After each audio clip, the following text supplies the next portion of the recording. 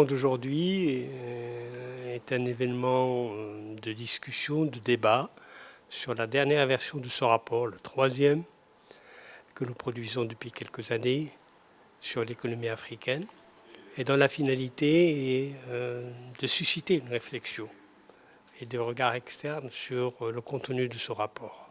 De quoi s'agit-il ? Il s'agit de discuter, de débattre, comme les productions du rapport l'ont montré, sur ce qu'on appelait les 3 chocs que l'Afrique a connus ces dernières années.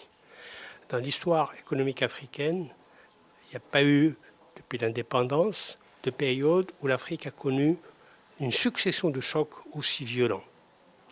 La pandémie, la crise climatique et le choc géopolitique de la guerre de l'Ukraine, et qui se sont déroulés sur un espace de temps relativement réduit. Et donc ces 3 chocs interreliés et qui ont créé une synergie négative dans l'évolution des économies africaines.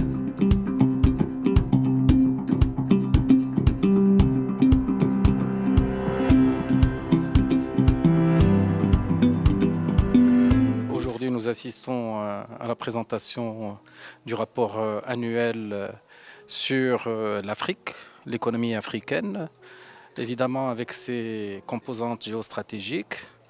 L'objectif, c'est essentiellement de mettre à jour la connaissance sur les questions africaines, pour ne pas dire la question africaine.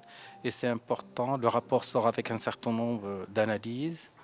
C'est un rapport qui essaye de mettre en lumière les éléments sur lesquels les pays africains doivent agir pour pouvoir se développer de façon autonome.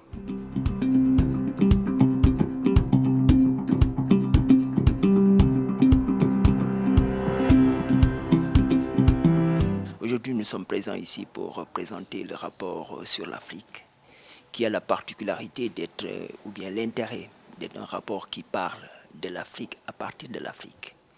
Donc je dirais même qu'il parle des Afriques dans sa pluralité, dans ses aspects multidimensionnels, mais aussi dans ses dynamiques qui souvent ne sont pas mises en évidence dans les rapports classiques qu'on peut avoir. Donc ça, c'est un intérêt de taille. Donc aujourd'hui, nous nous trouvons à une croisée des chemins où le monde économique, en tout cas, se trouve en face de plusieurs crises. Nous avons eu la crise de la pandémie, la crise ukrainienne, puis ensuite il y a cette crise permanente qu'on appelle la crise écologique. Donc par rapport à toutes ces crises, l'Afrique est attendue, parce que ce sont des crises qui lui concernent en matière de conséquences, mais aussi en matière d'un continent qui peut proposer des solutions en fait.